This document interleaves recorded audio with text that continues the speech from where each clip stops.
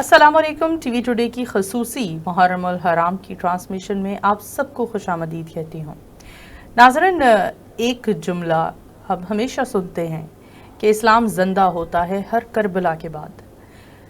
Iraq के इलाका में वाक़या करबला पर जो एक सानहा हुआ, जिसे बाज़ लोग सानहा कहते हैं, कुछ लोग सबक कहते हैं, कुछ लोग एक इस पूरे सिनेरियो को एक वाक़या कहते हैं, लेकिन मेरे नज़दीक ये पूरा वाक़या, ये सानहा एक सीख था, जिससे हमने सीखा कि सब्र किस चीज़ का नाम है, जिसमें हमें नबी सल्लल्लाहु अलैहि वसल्लम की आल औलाद को सब्र करता देखा और उस सब्र का दामन थामे हुए उन्होंने कौन कौन से बड़े गम ना देखे।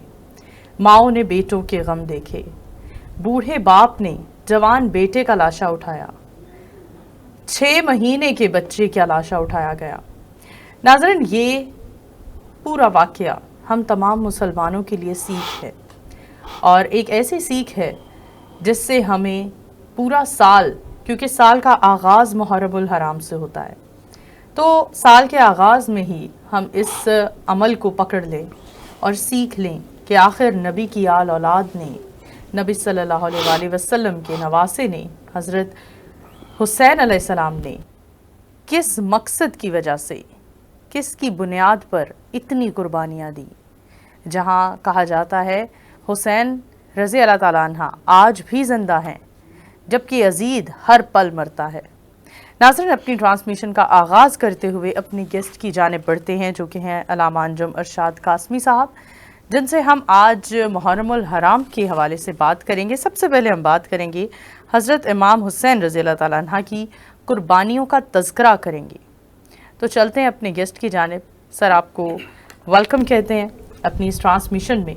जानना चाहूँगी कि हर इंसान हज़रत इमाम हुसैन रज़ी अल्लाह ताला अन्हा की कुर्बानियों को अपनी ही नज़र से देखता है। आप क्या बयान करते हैं हज़रत इमाम हुसैन रज़ी अल्लाह ताला अन्हा की कुर्बानियों को? जी बहुत शुक्रिया जी। बिस्मिल्लाहिर्रहमानिर्रहीम। वला तक़ूलू लिमन युक़तलु फ़ी सबीलिल्लाहि अमवात, सदक़ल्लाहुल अज़ीम। सैयदना हुसैन रज़ी अल्लाह ताला अन्हु ने दीन इस्लाम की बक़ा की खातिर करबला में अपने 72 के करीब रफ़क़ा को शहीद करवाया और ख़ुद जान की बाजी लगा दी। आपकी कुर्बानियों के लिए सबसे पहली बात तो ये है कि कुरान कहता है कि जो अल्लाह के रास्ते में अपनी जान दे देता है उसे मुर्दा ना कहा जाए, बल अहयाउन, बल्कि वो ज़िंदा है। तो दीन की खातिर जो कुर्बानी देता है, जैसे आपने अभी कहा कि वो हमेशा के लिए अमर हो जाता है, वो हमेशा के लिए ज़िंदा हो जाता है।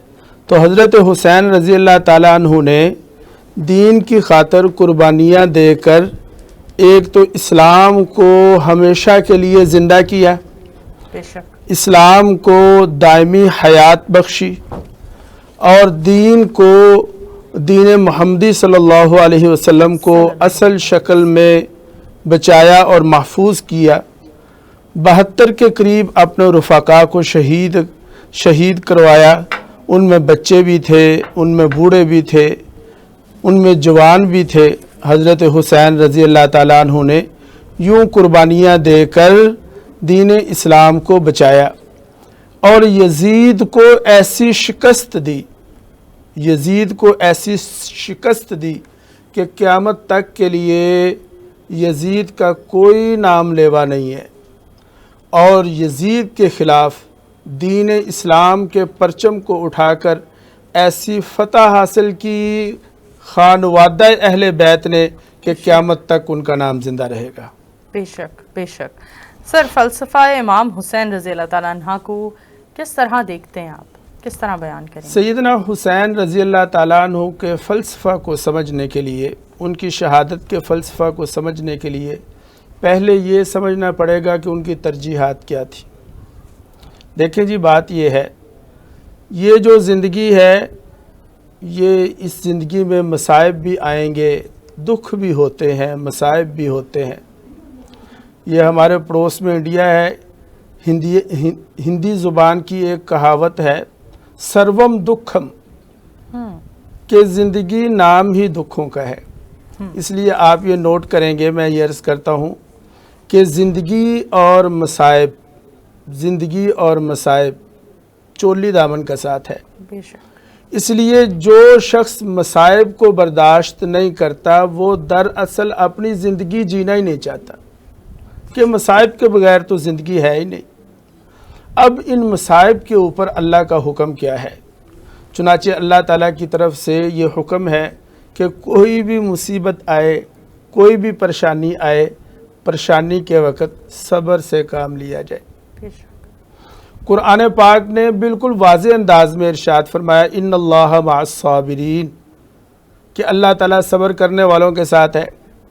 اور پھر فرمایا، ان تصبروا وتتقوا، اگر تم صبر اختیار کرو اور تقوی اختیار کرو تو فرمایا یہ تمہارا کچھ بھی نہیں بگاڑ سکتے۔ بے شک۔ فلسفہ حسینیت یہ ہے کہ مصائب پر صبر سے کام لیا جائے، اور فلسفہ حسینیت یہ ہے کہ حق کے دامن کو کبھی بھی نہ چھوڑا جائے۔ دو لفظوں میں عرض کروں گا کہ کربلا کا سب سے بڑا سبق اور حضرت حسین رضی اللہ تعالیٰ عنہ فلسفہ حسینیت یہ ہے کہ مردوں نے وہاں پر حق اور صبر کا ساتھ نہیں چھوڑا، اور عورتوں نے حیا اور پردہ کا ساتھ نہیں چھوڑا۔ بے شک۔ لہذا صبر، مصائب پر صبر کرنا اور حق کا پرچم اگر تھام لیا تو پھر اسے ہمیشہ بلند رکھنا، چاہے اپنی جانی کیوں نہ چلی جائے، یہی حسینیت سے ہمیں سبق ملتا ہے۔ بہت خوب۔ سر ہمیں بتائیں، 9 اور 10 محرم کو روزہ بھی رکھا جاتا ہے، تو روزے کی کیا اہمیت ہے 9-10 محرم کی؟ یہ 9-10 محرم کا محترمہ جو روزہ ہے یہ پہلے سے چلا آ رہا ہے۔ چنانچہ اسلام سے پہلے جو مذاہب تھے اس وقت کے یہود یا نصارہ جو تھے وہ بھی روزہ رکھا کرتے تھے، 10 محرم کا روزہ رکھتے تھے۔ سرکار دو عالم صلی اللہ علیہ وسلم جب مکہ سے ہجرت کر کے مدینہ، اصل میں مکہ میں یہود نصارہ نہیں تھے، آپ جانتی ہیں کہ مکہ مکرمہ میں مشرکین مکہ تھے، بے شک۔ وہاں پر کوئی اہل کتاب نہیں تھے۔ بے شک۔ جب آپ ہجرت فرما کر مدینہ گئے تو آپ سمجھ سکتی ہیں کہ اب واسطہ پڑا اہل کتاب سے، کہ وہاں یہود تھے، یہ دیگر جو علاقے نجران وغیرہ یہاں پہ نصارہ بھی تھے، اور یہ یہود نصارہ جو ہے یہ 10 محرم کا روزہ رکھا کرتے تھے۔ صحابہ نے عرض کیا کہ یا رسول اللہ ہم بھی روزہ رکھ لیا کریں، تو اس سے معلوم یہ ہوا کہ 9-10 محرم کے روزے کی ایک تاریخ ہے۔ تو آپ صلی اللہ علیہ وسلم نے فرمایا کہ یہود ایک روزہ رکھتے ہیں، تم ان کی مخالفت کرو، تم 9 کا بھی ساتھ ملا لو۔ اس لیے علماء نے لکھا کہ 9 اور 10 کا رکھ لیا جائے یا 10 اور 11 کا رکھ لیا جائے، ایک نہ رکھا جائے، کیونکہ یہود و نصارہ کی مخالفت کا حکم بھی ہے ہمیں۔ تو 9, 10 یا 10, 11 کا روزہ رکھنا انتہائی فضیلت کا کام ہے، مسلمانوں کو چاہیے کہ اس دن ضرور روزہ رکھیں۔ ٹھیک ہے، بہت شکریہ۔ دین اسلام میں ہم قربانی کو آپ نے بہت بہتر طریقے سے بیان کیا۔ دین اسلام میں قربانی کا، پردے کا، صبر کا بہت زیادہ ہمیں ہر جگہ سبق دیا گیا ہے، لیکن آج کے دور میں ہم بہت ساری اور طرح کے لوگوں کو بھی دیکھتے ہیں، ہم لوگ بھی دیکھتے ہیں، اس طرح سے ہم نہ تو صبر کر پاتے ہیں، نہ ہی دین کو اس طرح سے تھامے ہوئے ہیں۔ لیکن یہ کربلا کا واقعہ ہر انسان کے اندر دین کو، مذہب کو زندہ کر جاتا ہے، اس بارے میں کیا کہیں گے آپ؟ واقعہ کربلا قیامت تک کے لیے تمام انسانوں، میں یہ عرض کروں گا کہ صرف مسلمانوں کے لیے نہیں، اگر کوئی غیر مسلم ہے، یہودی ہے یا کرسچن ہے، وہ نہ یہودیت چھوڑے، وہ نہ عیسائیت چھوڑے، وہ یہودی اور عیسائی ہی رہے، لیکن یہودی اور عیسائی رہتے ہوئے بھی حضرت حسین رضی اللہ تعالیٰ عنہ کی تعلیمات کو چھوڑ کر اس کا کوئی گزارا نہیں ہے۔ یہود یعنی مسلمان تو مسلمان ہے، دیگر مذاہب بھی، حضرت حسین رضی اللہ تعالیٰ عنہ نے صبر کیا، چنانچہ صبر کا تعلق صرف مسلمانوں کے ساتھ نہیں ہے، یہود بھی صبر کریں گے، تو یہود جو ہے وہ بھی مصائب پر صبر کریں گے تو ان کی بھی زندگی بہتر ہوگی۔ صرف مسلمانوں کا بازار ہی حق کے ساتھ نہیں چلے گا، کافروں کا بازار بھی حق کے ساتھ چلے گا۔ پورا تولنا صرف مسلمانوں کے بازار کی ضرورت نہیں، بلکہ ترازو ٹھیک ہو یہ کفریہ بازار کی بھی ضرورت ہے۔ ٹھیک۔ محرم الحرام کا غم اور دکھ ہر اس انسان کے دل میں ہے جو اہل بیت سے محبت رکھتا ہے، عقیدت رکھتا ہے۔ اہل بیت سے محبت اور عقیدت کے حوالے سے ہی کچھ لوگ اتنی محبت کرتے ہیں کہ وہ آبدیدہ ہو جاتے ہیں۔ اور نبی صلی اللہ علیہ وآلہ وسلم بھی جب حضرت امام حسین اور حسن رضی اللہ تعالیٰ عنہ سے محبت کیا کرتے تھے، پیار کیا کرتے تھے، تو وہ بھی آبدیدہ ہو جایا کرتے تھے۔ اس حوالے سے کیا کہیں گے آپ؟ ہمارے نبی کریم صلی اللہ علیہ وسلم اپنے دونوں نواسوں سے بڑی ہی محبت فرماتے تھے۔ بخاری شریف کی روایت ہے کہ سرکار نے فرمایا کہ ہما ریحانتان فی الجنہ، کہ یہ میرے جو نواسے ہیں یہ جنت کے پھول ہیں۔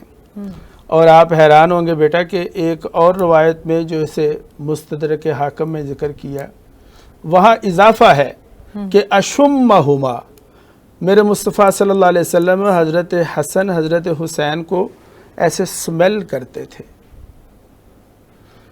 ایک طرف یہ فرمایا کہ یہ جنت کے پھول ہیں، سبحان اللہ، بے شک، اور پھولوں کو سونگا بھی جاتا ہے، ہم بھی اپنے بچوں کو ایسے ساتھ لگاتے ہیں۔ فرمایا اشمہما، حضرت حسن حضرت حسین کو آپ صلی اللہ علیہ وسلم پکڑتے اور سونگا کرتے تھے، ان کو سمیل کرتے تھے۔ اور حضور نبی کریم صلی اللہ علیہ وسلم حسن و حسین کے پیچھے انہیں تلاش کیا کرتے تھے۔ ایک روایت میں آتا ہے کہ آپ حضرت فاطمہ اپنی بیٹی جو تھی ان کے گھر میں تشریف لے گئے، تو وہاں جا کر پوچھا کہ حسن کدھر ہیں، حسین کدھر ہیں؟ تو فاطمہ نے فرمایا کہ ابا جان تو وہ تو حضرت علی کے ساتھ گئے ہوئے ہیں۔ تو حضرت علی، اب آپ صلی اللہ علیہ وسلم نے جب یہ سنا تو سرکار ادھر بیٹھے نہیں بلکہ ان کے پیچھے چل پڑے۔ اچھا، تلاش کر رہے ہیں، ڈھونڈ رہے ہیں کدھر ہیں، اور آگے جا کے دیکھا کہ یہ دونوں شہزادے اپنے والد کے ساتھ کھیل رہے تھے۔ آپ صلی اللہ علیہ وسلم نے ایک موقع پر ایک ایسا محترمہ جملہ ارشاد فرمایا۔ مدینہ منورہ میں سرکار دو عالم صلی اللہ علیہ وسلم نے دیکھا کہ حسن و حسین مل نہیں رہے۔ روایت کے الفاظ ہے لقد ضل الحسن والحسین، کہ حسن اور حسین گم ہو گئے۔ آپ صلی اللہ علیہ وسلم اٹھے، سرکار نے صحابہ کو حکم دیا ڈھونڈو میرے شہزادوں کو۔ سرکار خود بھی ڈھونڈ رہے ہیں اور سارے صحابہ ڈھونڈ رہے ہیں۔ وہ آپ سمجھ سکتی ہیں کہ پہاڑی علاقہ تھا، چھوٹے موٹے پہاڑ تھے، ٹیلے تھے، تو ڈھونڈتے ڈھونڈتے دیکھا کہ ایک جگہ پر حضرت حسن و حسین ایک دوسرے کو چمٹ کر ڈرے اور سہمے بیٹھے ہوئے ہیں، اور سامنے سانپ تھا۔ میرے مصطفیٰ صلی اللہ علیہ وسلم کو دیکھ کر سانپ چلا گیا۔ یہاں پر بات نوٹ کرنے والی ہے کہ سرکار نے حضرت حسن حضرت حسین کو پکڑا، اپنے سینے سے لگایا، انہیں چوما، انہیں بوسے کیے، فقد مسح وجہہما، اپنی چادر مبارک سے ان کے چہروں کو صاف کیا، اور چہروں کو صاف کر کے کیا فرمایا؟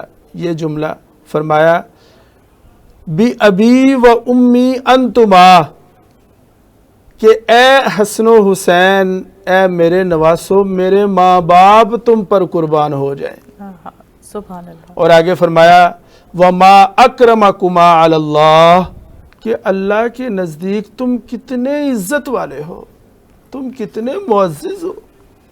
میرے مصطفیٰ صلی اللہ علیہ وسلم حسن و حسین کو کندھوں پر بٹھاتے۔ ہاں جی، ایک دفعہ جا رہے ہیں تو کندھوں پہ بٹھایا ہوا تھا، تو کسی نے دیکھ کر کہا کہ سواری بڑی اچھی ہے، ہائے۔ تو سرکار نے فرمایا دیکھو سوار بھی تو بڑا اچھا ہے۔ بے شک۔ تو یوں محبت کیا کرتے تھے، بوسا کیا کرتے تھے، سونگا کرتے تھے، اور نماز کی حالت میں کندھوں پر حسن و حسین آ جاتے میرے مصطفیٰ صلی اللہ علیہ وسلم اپنی نماز کو، اپنے سجدوں کو طویل کر دیا کرتے تھے، بے شک اور عرض کروں گا کہ یہی حکم آپ نے امت کو بھی دیا۔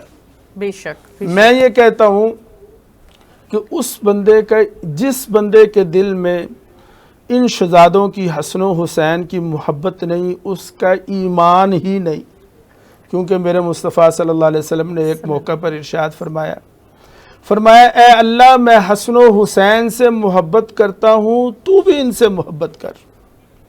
اور پھر ایک موقع پر اس سے بھی بڑھ کر آپ صلی اللہ علیہ وسلم نے ارشاد فرمایا کہ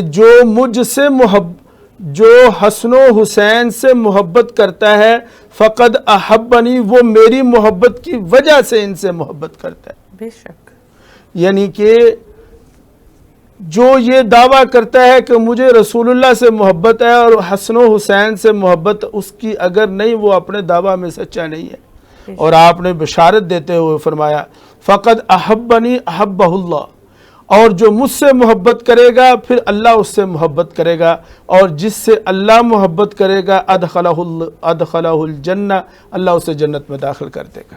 بے شک بے شک۔ اور ہمارا دین مکمل ہوتا ہے اس وقت جب ہم نبی صلی اللہ علیہ وآلہ وسلم کی آل اولاد سے محبت رکھتے ہیں۔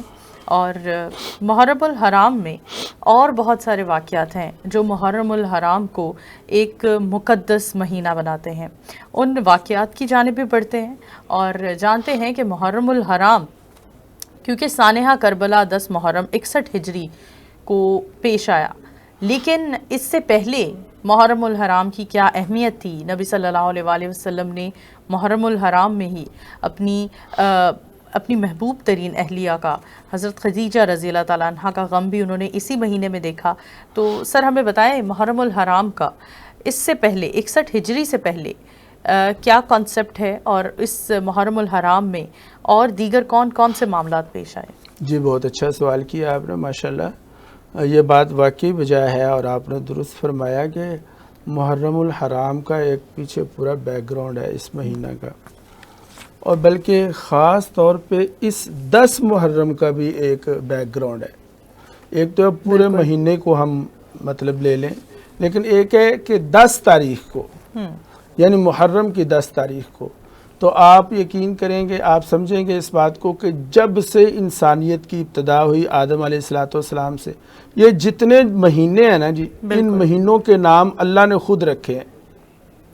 یہ جنوری فروری کے نام ہم نے رکھے ہیں، بالکل، اور اسی طرح ہمارے اور جو جتنی بھی تقویم ہیں ان کے نام تو، لیکن اسلامی مہینوں کے نام اللہ تعالیٰ نے خود رکھے ہیں، اسی لیے قرآن میں رمضان کا لفظ موجود ہے۔ اور آپ یہ بات جانتی ہیں کہ قرآن تب سے لکھا جا چکا تھا جب تک کچھ بھی نہیں تھا، کچھ بھی نہیں۔ اس کا مطلب ہے کہ رمضان اس وقت سے طے ہو چکا تھا ایک مہینے کا بطور نام کے۔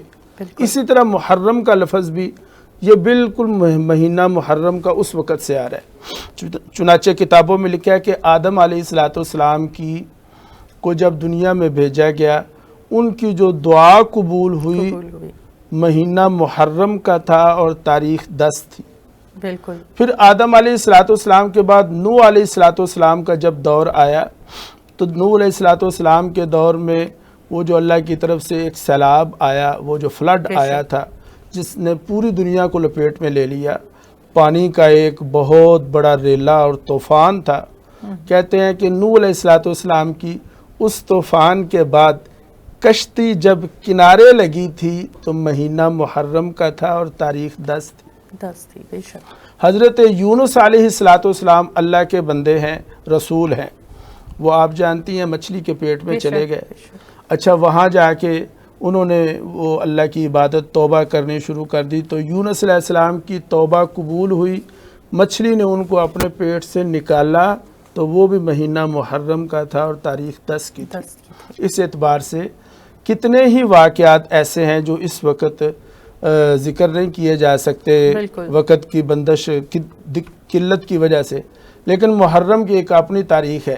اب دیکھیں، آخری عرض کرتا ہوں، یہ مہینہ محرم کا اور تاریخ 10، اس تاریخ کو کتنے ہی واقعات ہوئے پہلے سے، اور پھر اس تاریخ کو واقعہ کربلا بھی پیش آ گیا، سیدنا حسین رضی اللہ تعالیٰ عنہ شہید بھی ہو گئے، گویا محرم کی 10 تاریخ کی عظمت اور بھی بڑھ گئی۔ بالکل، آج اگر ہم محرم الحرام میں جگہ جگہ سبیل کا اہتمام ہوتا دیکھتے ہیں، لنگر کا اہتمام ہوتا دیکھتے ہیں، تو ہر انسان اس عقیدت سے سبیل کا اہتمام کرتا ہے، لنگر کا اہتمام کرتا ہے کہ اہل بیت کی محبت میں وہ اس تمام لنگر کا اہتمام کیا جاتا ہے۔ اگر ہم دیکھیں اپنے آس پاس تو کسی کا تعلق کسی بھی مذہب سے ہے، کسی بھی فرقے سے ہے، لیکن ہمیں بہت سارے لوگ غم حسین میں آپ دیدہ نظر آتے ہیں۔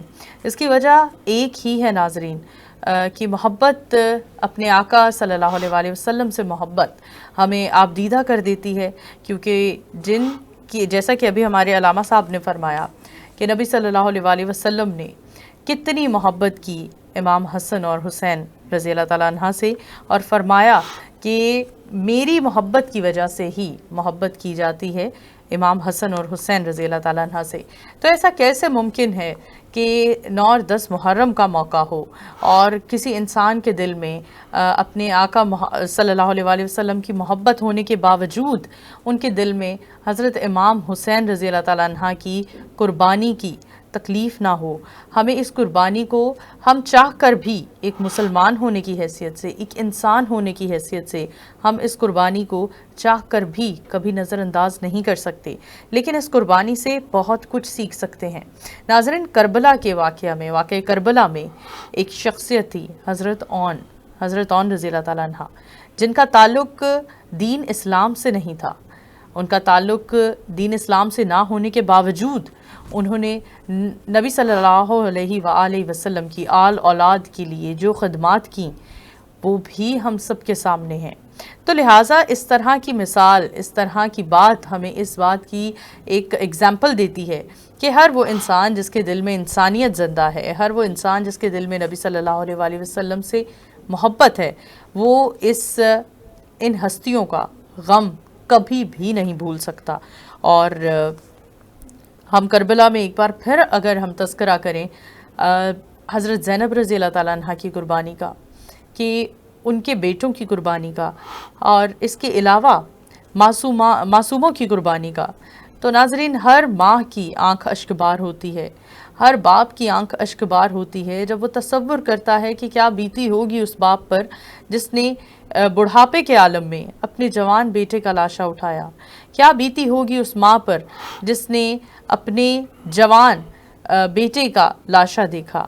تو ناظرین یہ تمام تر ہم مسلمانوں کے لیے ہی نہیں، ہم تمام تر انسانوں کے لیے واقعہ کربلا ایک بہت بڑی سیکھ ہے۔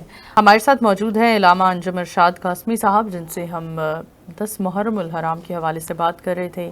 محرم الحرام کا مہینہ ہمیں کیا سبق دیتا ہے، اس حوالے سے ہم نے ان سے جانا۔ مزید اپنے موضوع کو آگے بڑھائیں گے اور جانیں گے کہ محرم الحرام میں ایک ہمیں سبق تو بے شمار ملتے ہیں، جس میں صبر کا ہے، پردے کا ہے اور استحکام کا ہے، کہ آپ کی زندگی میں جو بھی ہمیں ہمارا دین کیا سبق دیتا ہے۔ اس کے علاوہ شہادت جس شخصیت کو نصیب ہوتی ہے، اس سے شہادت کا کیا مرتبہ ہے، کیا مقام ہے، اس پر ہمیں علامہ صاحب تھوڑا الیبریٹ کر دیں، ہمیں بتائیں کہ شہید ہونے والے کے لیے، اس کی فیملی کے لیے قرآن میں کیا حکم ہے۔ جی بہت شکریہ جی، بسم اللہ الرحمن الرحیم۔ شہادت ایک بہت بڑا مرتبہ اور منصب ہے۔ اللہ تعالیٰ نے قرآن مجید میں انعام یافتہ لوگوں کا جہاں تذکرہ کیا تو وہاں پر جو کیٹیگری بنائی ہیں ان میں ایک کیٹیگری شہادت کی بھی ہے۔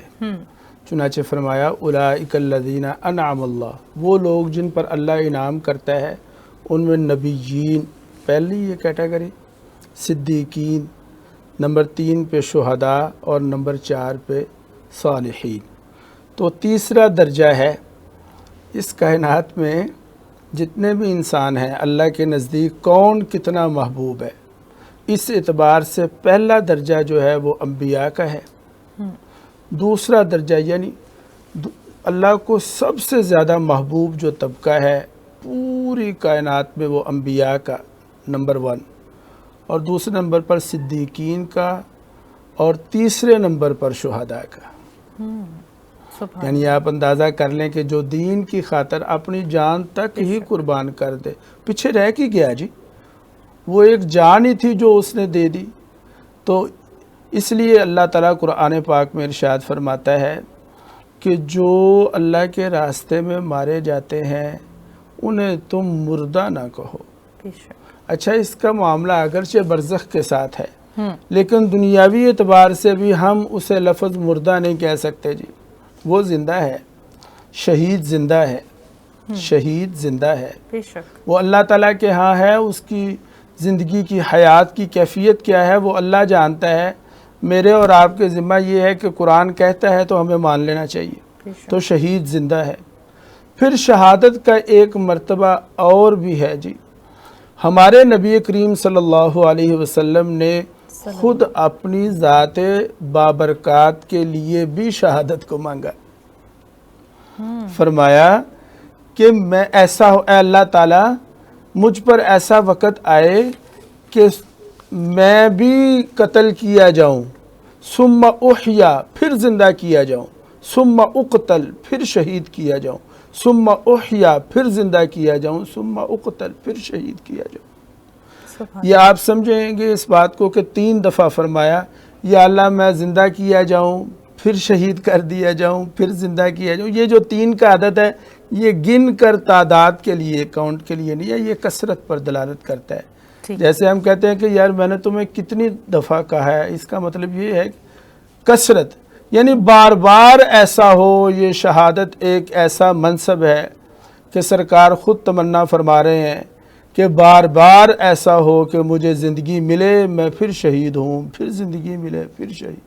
اس لیے فرمایا کہ شہید کے خون کا پہلا قطرہ جو زمین پر گرتا ہے اس قطرہ کے زمین پر گرنے سے پہلے اللہ تعالیٰ اس کے تمام گناہوں کو ختم کر دیتا ہے. بے شک بے شک.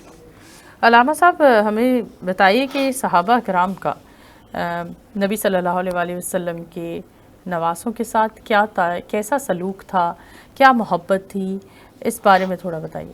ماشاءاللہ جی، یہ بھی بڑی اہم بات ہے، بڑا اہم ایک ٹاپک ہے. اچھا، اس بات کو عرض کرنے سے پہلے میں ایک چھوٹی سی بات عرض کروں گا. وہ یہ ہے کہ جب سرکار دو عالم صلی اللہ علیہ وسلم نے اس دنیا سے پردہ فرمایا تو حضرت حسین کی عمر مبارک تھی 6 برس. یعنی 6 برس کا ابھی یہ بچہ ہے اور نانا دنیا سے چلے گئے. اور حضرت حسین رضی اللہ تعالیٰ عنہ کی شہادت ہوئی 58 برس کی عمر میں. اب 58 میں سے اگر ہم مائنس کر لیتے ہیں 6 کو تو پیچھے زندگی تقریباً 51-52 سال بچتی ہے.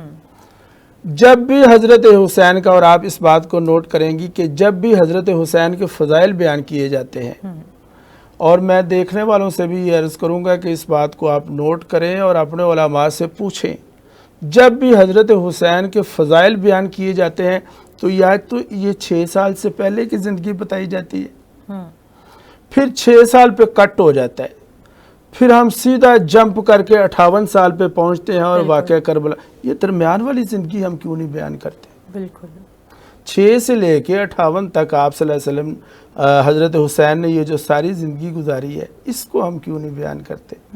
میرا یہ ماننا ہے کہ اگر آج کے علماء یہ درمیانی زندگی کو بیان کرنا شروع کر دیں تو میری بہن آپ یقین کریں کہ سارے جھگڑے ختم ہو جائیں. بے شک 6 عمر سے پہلے تو بچے ہیں، یا تو بچپن بیان کیا جاتا ہے یا شہادت بیان کی جاتی ہے. آپ کی جوانی، آپ کا شباب، آپ کا لڑکپن، آپ کی شادیاں، آپ کی اولاد، یہ ساری زندگی کا تقریباً 51 سال ہم چھوڑ دیتے ہیں، بیان نہیں کرتے. میں انہی 51 سالوں میں سے 2-3 واقعات پہ روشنی ڈالوں گا. نمبر 1،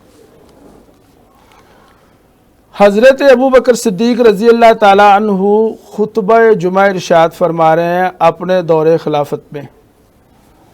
مسجد میں منبر پر تشریف فرما ہے اور سامنے سے حضرت حسن آ جاتے ہیں تو حضرت ابو بکر صدیق رضی اللہ تعالیٰ عنہ خطبہ چھوڑ کر نیچے اترتے ہیں اور حضرت امام حسین کو اٹھاتے ہیں، انہیں بوسہ دیتے ہیں اور منبر پر اپنے پاس بٹھاتے ہیں. یہ محبت تھی ان کے ساتھ. سبحان اللہ. تو حضرت علی رضی اللہ تعالیٰ عنہ سے فرمایا کہ اے علی، تو جانتا ہے کہ میں حسن و حسین سے محبت کیوں کرتا ہوں؟ تو حضرت علی نے فرمایا کہ بتائیے کیوں کرتے ہیں؟ تو فرمایا اس لیے کہ حسن و حسین کے ساتھ محبت سرکار کیا کرتے تھے۔ بے شک۔ حسن و حسین کا منہ چوم رہے ہیں، بوسہ لے رہے ہیں اور کہہ رہے ہیں جانتے ہو کیوں بوسہ لے رہا ہوں میں؟ اس لیے کہ میرے مصطفیٰ نے ان ہونٹوں کو چوما ہے، ان رخساروں کو چوما ہے۔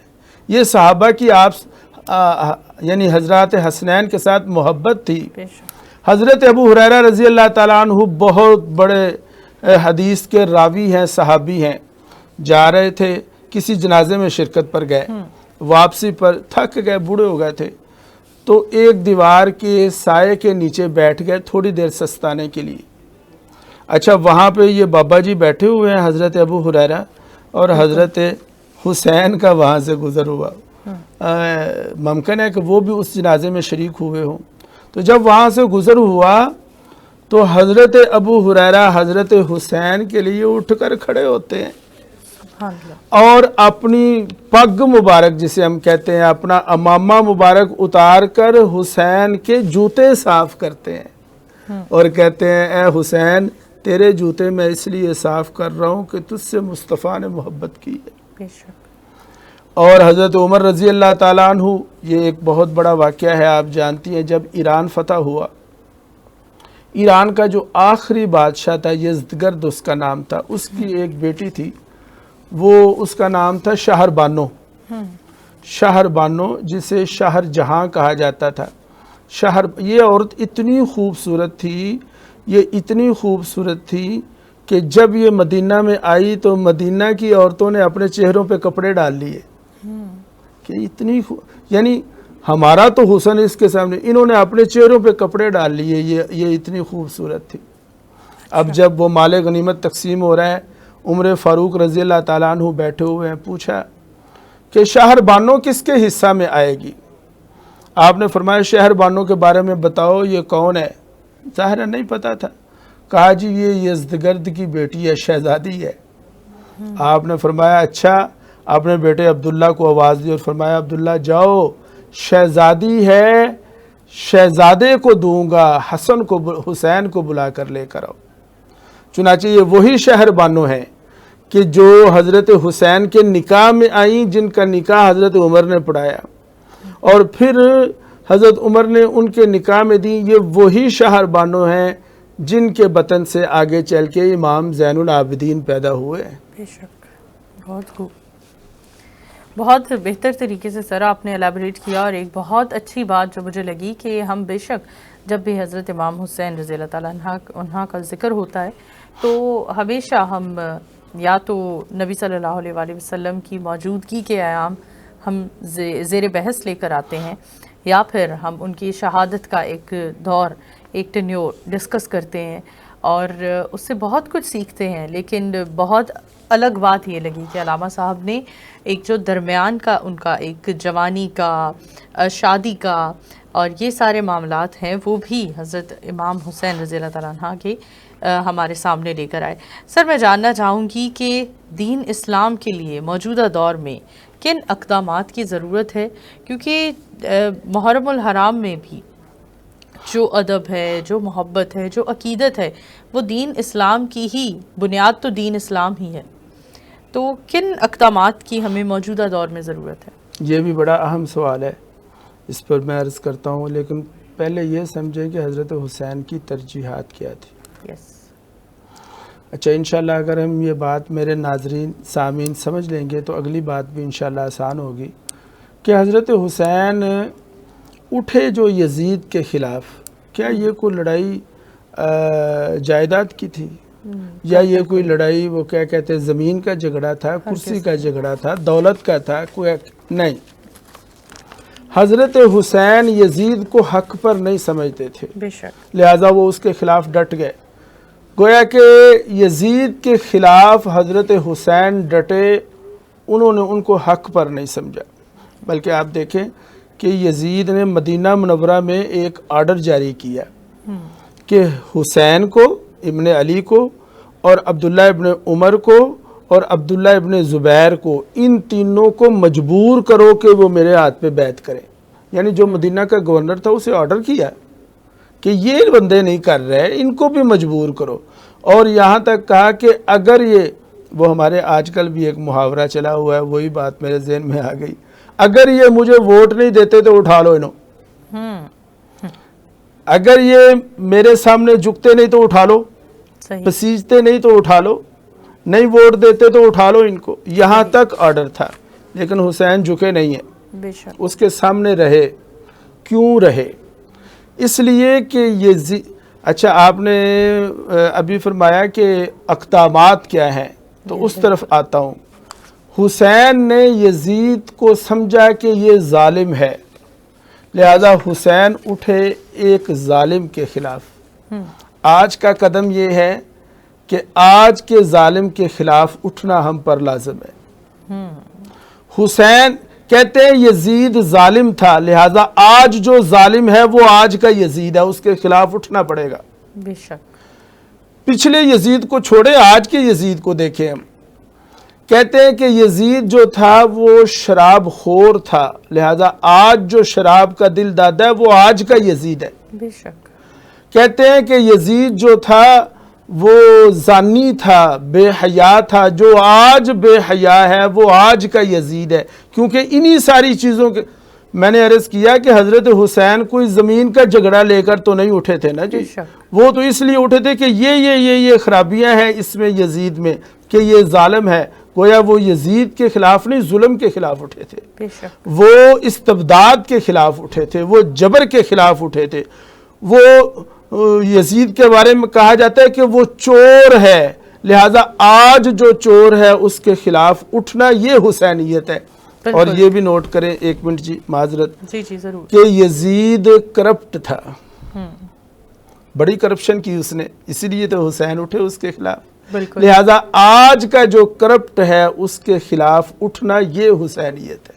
کیا بات ہے، بہت خوب علامہ صاحب۔ یہ موجودہ دور کے یزید کو پہچانے اور ظلم کے اور کرپشن کے خلاف کھڑے ہونا ہی حسینیت ہے، جو آج بھی زندہ ہے، اور حسینیت زندہ باد کے نعرے تا قیامت لگتے رہیں گے، کیونکہ حضرت امام حسین رضی اللہ تعالیٰ عنہ نے ایک ایسی قربانی دی جس سے دین مکمل ہو چکا۔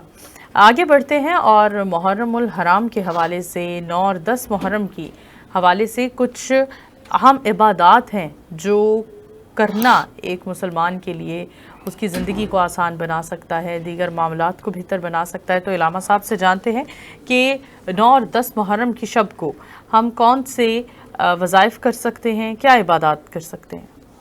بسم اللہ الرحمن الرحیم۔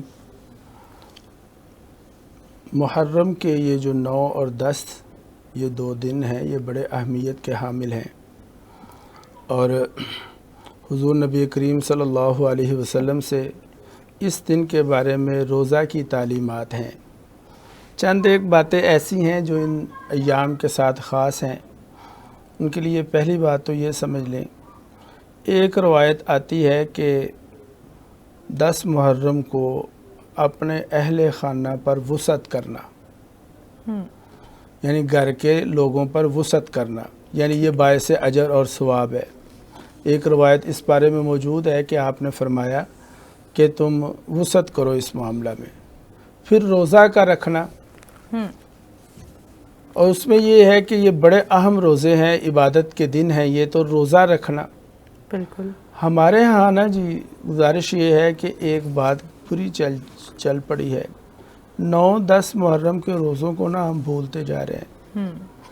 اچھا، اس دن نا سبیلیں لگتی ہیں، بے شک پانی پلایا جاتا ہے لوگوں کو، اچھی بات ہے، میں اس کی نہیں کہہ رہا، میں اس کے خلاف بھی نہیں کہہ رہا، لیکن یہ ہے کہ اگر وہی سبیلیں نا ہم تھوڑا سا پیچھے لے جائیں اور افطاری کے قریب لے آئیں، یا وہی دیگیں وغیرہ جو ہیں ان کو تھوڑا سا پیچھے لے جائیں اور افطاری کے قریب لے جائیں، لوگوں میں ایک رجحان بڑھے گا کہ اس دن روزہ بھی رکھنا ہے اور افطاری بھی شام کو ہو جائے گی، کہ وہ سبیلیں بھی اس وقت ہو جائیں گی، اور اگر دیگیں وغیرہ ہیں تو وہ بھی اس وقت ہو جائیں گی، اور لوگوں کی افطاری بھی ہو جائے گی۔ اس لیے کہ بڑے اہم ایام ہیں یہ، روزے کی بڑی فضیلت ہے، راتوں کو جاگنا، عبادت کرنا۔ پھر اس میں نا جی ان ایام میں کچھ رسومات بھی آ گئی ہیں، ایک تو یہ ہے کہ 9 اور 10 کو ہم روزہ رکھیں، بالکل رات کو عبادت کریں، کوئی خاص عبادت نہیں بلکہ اللہ تعالیٰ کے سامنے رو کر گڑ گڑا کر مانگا جائے، دعائیں مانگی جائے، ہر وقت مانگنا چاہیے اللہ تعالیٰ سے۔ بے شک تہجد کے وقت اٹھا جائے۔ وہ کسی اللہ والے سے کسی نے پوچھا کہ شب قدر کب ہے، تو انہوں نے کہا کہ قدر کرنے والے کے لیے تو ہر رات ہی شب قدر ہے۔ بہت خوب۔ یعنی جس کو پتہ ہے کہ اللہ پاک یہ 7ویں آسمان پہ آیا ہوا ہے، وہ سوئے گا تو نہیں۔ بے شک جسے پتہ ہے کہ اب اللہ آوازیں دے رہا ہے کہ مانگو مجھ سے میں تمہیں دوں، بے شک تو وہ تو ہر رات اس کے لیے شب قدر ہوگی، وہ ہر رات اٹھے گا، اسے کہاں نیند آئے گی۔ بے شک تو اس لیے پھر اس رات کو بھی اہم سمجھتے ہوئے عبادت کرنا۔ پھر کچھ اس میں قباحتیں بھی ہیں، وہ بھی عرض کرتا چلوں جی۔ ایک تو یہ ہے کہ لوگ 9 محرم کو قبرستان میں جانا لازم سمجھتے ہیں۔ بالکل ہمارے نبی کریم صلی اللہ علیہ وسلم کا فرمان جس حد تک ہے اس کو اسی حد تک رکھنا، یہی دین کی اصل ہے۔ جی نہ اس سے کم کیا جائے نہ زیادہ کیا جائے۔ تو ہمارے نبی صلی اللہ علیہ وسلم اپنی حیات طیبہ میں ایک دفعہ 9 محرم کو تشریف لے گئے۔ اب اس کو ایک دفعہ پر ہی رکھا جائے، ہر دفعہ جانا اور لازم سمجھنا، یہ تو پھر ایک اضافی بات ہو جائے گی دین میں اس کی گنجائش نہیں ہے۔ ہاں اگر ایک بندہ ہے وہ جاتا رہتا ہے تو وہ چلا جائے، لیکن اس کو عبادت سمجھنا اور لازم سمجھنا، یہ میں سمجھتا ہوں ایک اضافی بات ہو جائے گی۔ پھر اسی طرح محرم الحرام کے ان سارے ایام میں ہم ان سارے ایام میں علماء کی تقریر سنتے ہیں۔ میں معذرت چاہوں گا میری بہن، لیکن جتنی بھی تقاریر ہم سن رہے ہوتے ہیں نا، ان تمام تقاریر سے ہمیں نا آج کے نوجوان میں مایوسی پیدا ہوتی ہے۔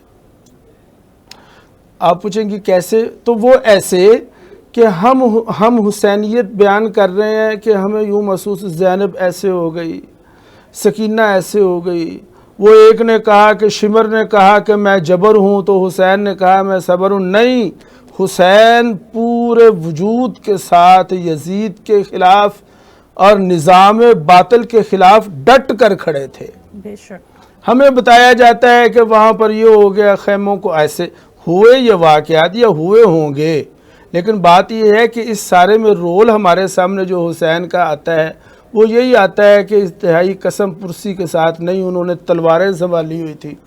اور میں عرض کروں کہ میں فی زمانہ سلام پیش کرتا ہوں غزہ کی ان مسلمانوں کو، فلسطین کے مسلمانوں کو، ان عورتوں کو سلام پیش کرتا ہوں کہ جنہوں نے آج کے دور میں، آپ نے دیکھی ویڈیوز وہ غزہ کی، فلسطین کی، کہ بچوں کے لاشیں سامنے پڑے ہوئے ہیں۔ آج کی مسلم عورت نے بچوں کی لاشوں کو دیکھ کر سر سے کپڑا نہیں اتارا، انہوں نے کیسے اتار لیا ہوگا؟